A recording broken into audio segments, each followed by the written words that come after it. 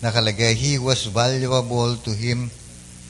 Sa Greek, ang sinabi na is entimos. Pag sinabi mong entimos, yung tao mahal na mahal mo, alipin. Ang pagmamahal niya doon sa tao na yun, parang pagmamahal sa isang tunay na anak. Ganon kalaki. So, tinitingnan din ng Diyos yung pagmamahal mo doon sa taong pinagdarasal mo. Kung ang pinagdarasal mo, isang taong mahal mo na parang isang anak mo, malakas ang panghiling malakas ang sa Diyos. Tinitingnan ng Diyos yung pagmamahal mo. So, importante yung pagmamahal. Pagkatapos, yung pinakahuli, verse 10. Mayroon pang isa.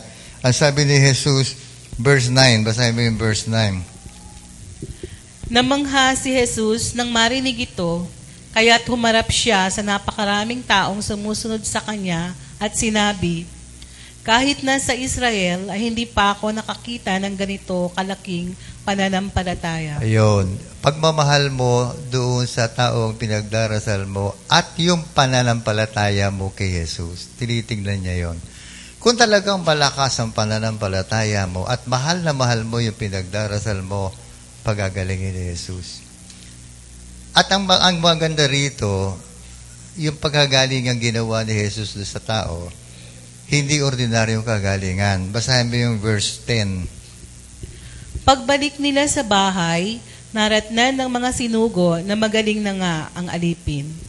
Magaling na nga ang alipin. Sa English kasi nakalagay, when these messengers returned to the house, they found the slave in good health.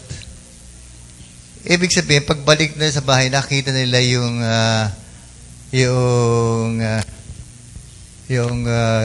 pinagaling in good health. Ang ginamit dito, kasi yung mahal na mahal mo, entimos, ang ginamit doon sa good health na salita hayan nonta. Ibig sabihin ng hayan nonta, yung tao magaling pero parang hindi nagkasakit. Kasi yung gumaling lang, may binat pa yon. Gumaling, sige, pahinga ka muna, baka ka mabinata. Ito, hindi.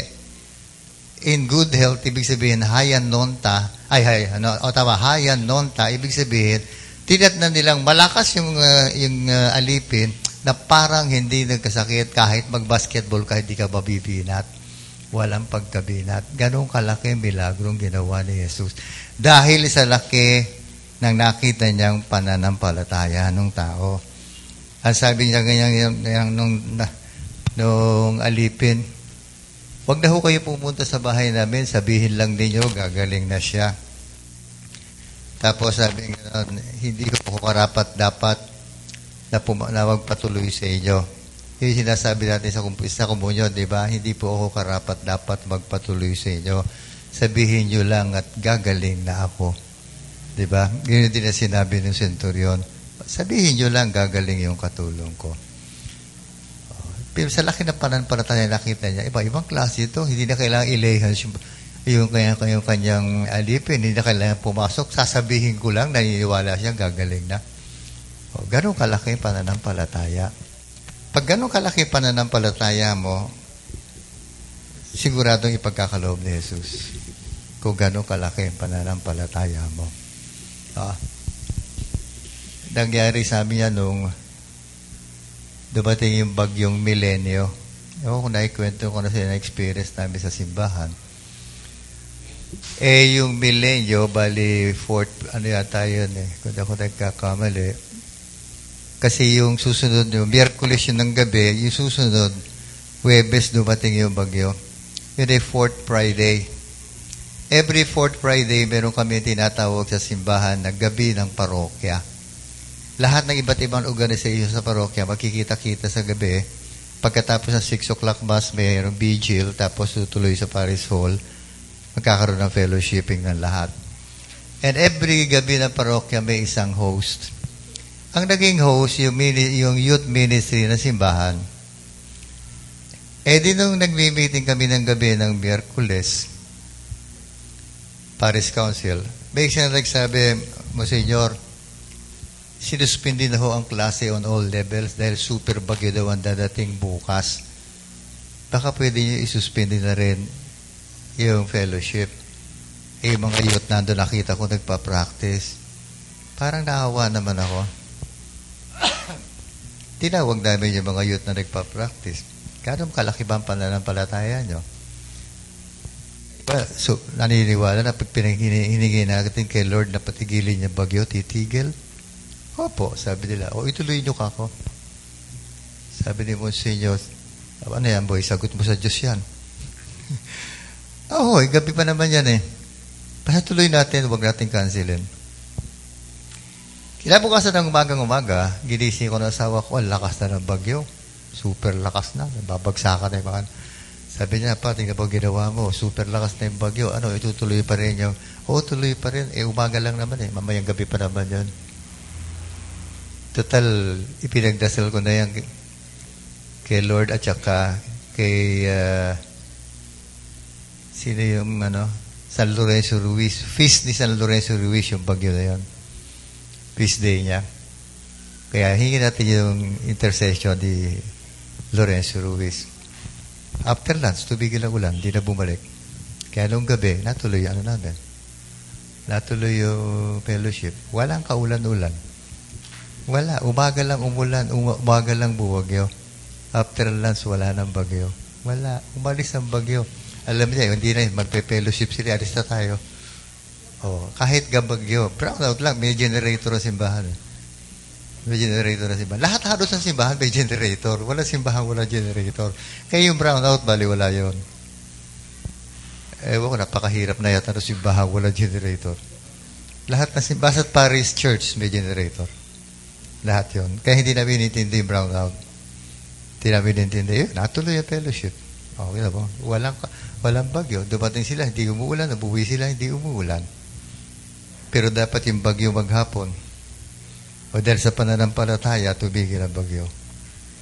Kaya, kung sasampalataya ka lang, at tinitingnan ni Jesus yung laki ng pananampalataya mo.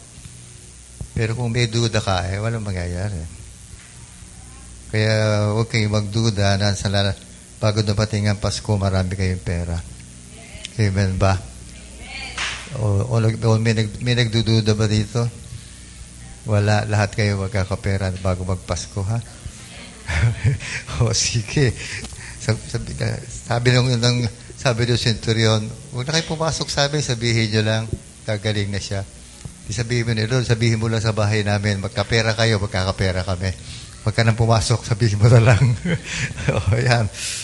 Sige, ano itong sumunod? Muling binuhay ang anak ng isang biyuda. Pagkatapos nito, nagpunta naman si Jesus sa isang bayang tinatawag na Nain. Sumama sa kanya ang mga alagad at napakaraming tao. Nang malapit na siya sa pintuan ng bayan, nasa lubong nila ang libing ng kaisa-isang anak na lalaki ng isang biyuda. Napakaraming nakikipaglibing.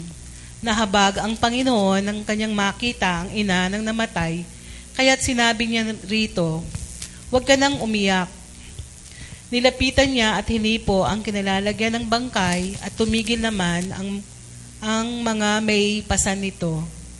Sinabi niya, "Binata, makinig ka sa akin. Bumangon ka." Naupo ang binata at nagsalita, at siya'y ibinigay ni Jesus sa kanyang ina. Natakot ang lahat at sila'y nagpuri sa Diyos. Sabi nila, dumating sa kalagitnaan natin ang isang dakilang propeta. Dinalaw ng Diyos ang kanyang bayan. At kumalat sa buong Judea at sa paligid na lupain ang balitang ito tungkol sa ginawa ni Jesus. Ito yung sinasabi ko nung araw pa. Ang Diyos may favoritism no? Sino mga favorite niya? The poor, the weak, the sick, the needy, the orphans, the widows. Paborito niya yung mga biyuda. Pag may nakita siyang biyuda, hindi niya matiis ang isang biyudang umiiyak. Kaya nung nakapako siya sa krus, nakita yung nanay niya lumuluha.